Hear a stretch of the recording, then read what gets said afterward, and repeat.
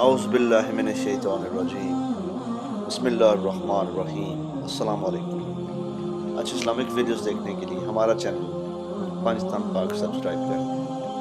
آج ہم آپ کو امام موسیٰ کاظم علیہ السلام کے چند بہترین فرامین سنائیں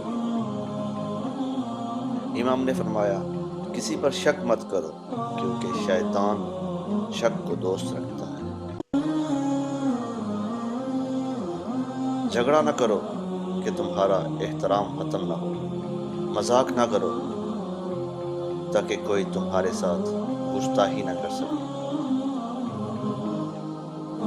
جو شخص اپنے غصے کو لوگوں سے روک لے، خدا قیامت کے دن اس سے اپنا عذاب روک لے گا۔